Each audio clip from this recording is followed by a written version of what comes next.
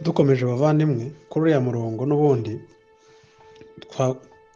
iyindi ngingo ya gatatu nshaka ngo tubone ni uko nyine koko si ugutoranyirizwa ikindi kintu cy'akaduruvayo cy'akavuyo cyangwa cyo guhamagarwa gutoranyirizwa ubugingo buhoraho. Icyo nyine neza bigamije ubugingo buhoraho binyuze mu kwizera. Ntabwo wahabwa utizeye Yesu Kristo. Ngiyi impamvu tubwiriza, nubwo tuzi neza ko abazizera ari Imana yatoranyije gusa. Ni uko tuzi ko Imana yagennye ikizabaha, yanagennye uburyo bazakibonamo. Yagennye ko izaha intore zayo, abatoranyijwe birikunda kubavuga mu buryo butandukanye, izabaha ubugingo buhoraho. Iyo Mana inagena n'uburyo ubwo bugingo buhoraho buzaboneka, aribwo buhe kwizera ibyo babwirijwe. Ibi rero Bibiliya irabyerura. Ubu ni bwo bukristo bwa Bibiliya. Ibindi byose ni ibihimbano by'abantu bajya bumva bigoye kubimira icyo kinini cyishaririye, bagashaka kugoreka ukuri. Ariko rero ibintu by'Imana si ukuri kubera ko byabashe gukwirwa mu mutwe wanjye. Ibintu by'Imana ni ukuri kubera yuko ari byo yandikishije ikabimbwira. Icya kabiri, turabibona ibintu isi yose ituzengurutse, yaba n'abo tuvukana n'abandi bose, guhera mu ntumwa za Kristo. Yuda yararimbutse, Bibiliya irabivuga. Yari yiretswe umwana wo kurimbuka mbere y'uko aba n'intumwa. Dawidi bari babihanuye muri Zaburi. Kristo nawe asenga muri Yohana 17 yarabivuze. Yaravuze ngo abo wamaye bose nabahaye ubugingo buhoraho, gukeretse umwana wo kurimbuka kugira ngo ibyanditswe byera bisohore. Narajya ku yindi ngingo, reka ibyo bibanza bimenyekana. Indi ngingo, twabwirwa n'iki se? Njyewe nabwirwa n'iki ko natoranyijwe n'Imana? Bibiliya ntabwo idushyira mu kirere, ahubwo ikurikirana uko kuri kugeza igihe itangiye igisubizo. Ni gute Bibiliya? Kuko iyo urebye muri urwandiko rwa kabiri rwa Petero igice cya mbere, haravuga ngo twitonde abizeye. Yabwiraga abizera making sure. Reka nsome mwumve. Aravuga ngo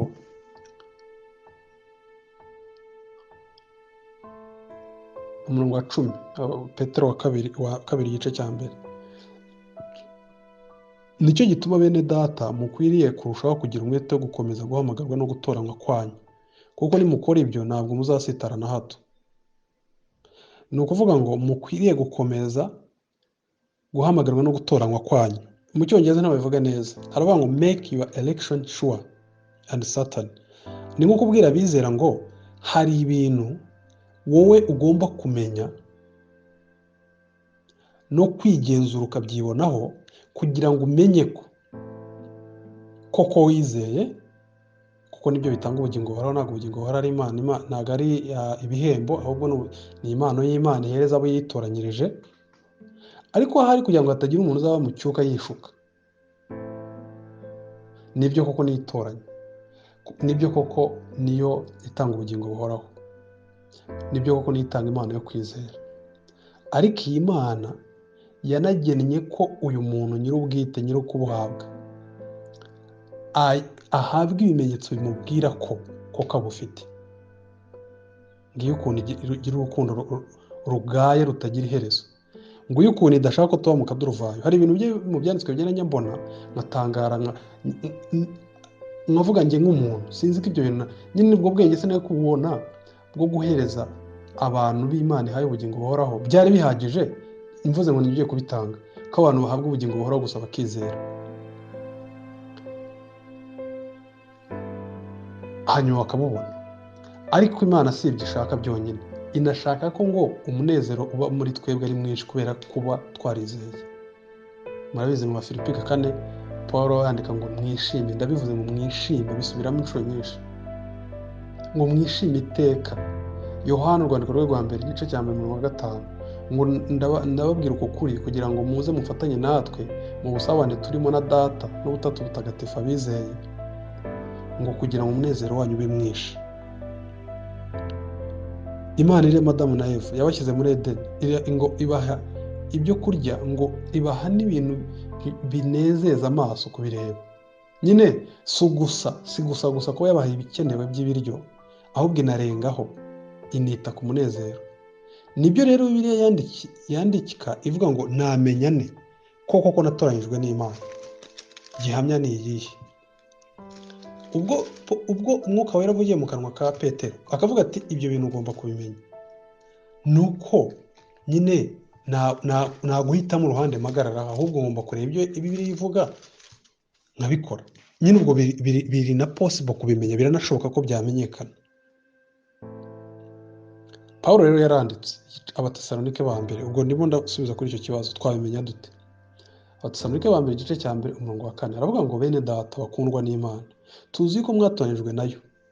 Ibaze, n'undi arabimenye atari nyir'ubwite Pawulo,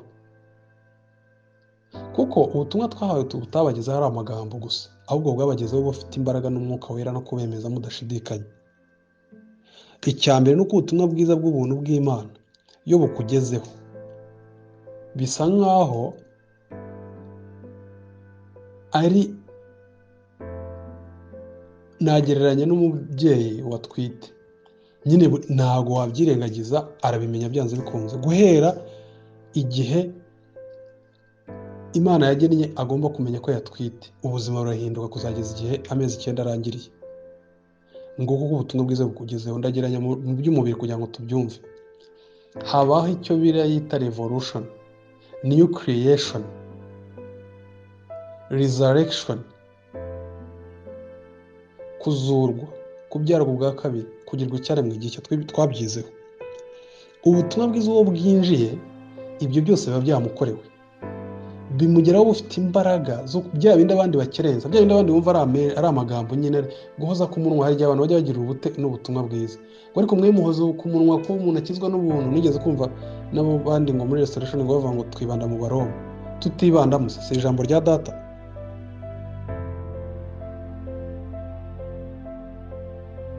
Nubwo n'ahandi ari rye, ariko ninde ugomba kumbwira umwanya ngomba kumara muri iryo jambo niryo n'uwo nagomba kurenza? Dukizwa n'ubuntu bw'Imana binyuze mu kwizera Yesu Kristo rimwe gusa kugeza iteka ryose, tugahabwa ubugingo buhoraho, tukabarwaho. Imana itureba nk'aho tutigeze dukora icyaha kuva tubayeho. Ibintu ubundi Imana itagivuga, iravuga ngo aho niho honyine bivuga ngo ibyaha byayo sinzabyibuka ukundi. Mwumve ukuntu idufata nyine uwizeye Yesu Kristo. Ubutumwa bwiza rero bukugeraho bufite imbaraga zo kukuzunguza, ni nk'umutingito, ku buryo wemera uko kuri, ubuzima bwawe bwose ukabusheta kuri uko kuri.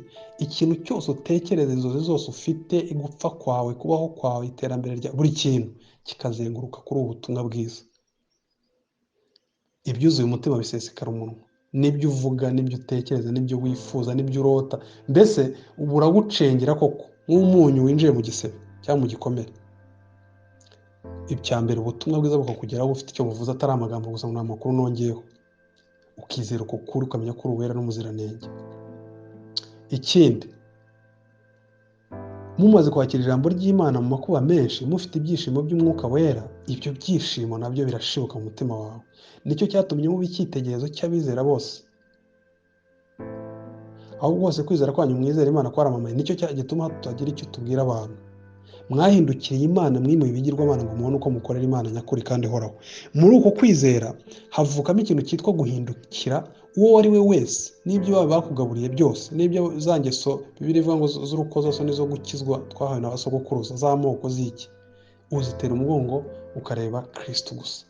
N'abizera ukabakunda kubera ko bakundira kubera uwo bakurikiye, nawe rero wakurikiye. Ikindi, ugakorera umwami, ukamusaba, ugashakisha uko wamenya ubushake bw'Imana, kandi ukabaho uri umuntu utegereje kwagaruka, wifuza agaruka mwami. Maranata, ngwino mwami, ngwino mwami. Ngibyo ibimenyetso by'uko uwamaze kwizera yizeye by'ukuri, kandi yabitewe n'uko yatoranyirijwe ubugingo buhoraho. Ibyo bintu tubyibonaho. Icyo nicyo kibazo twese tugomba kwibaza.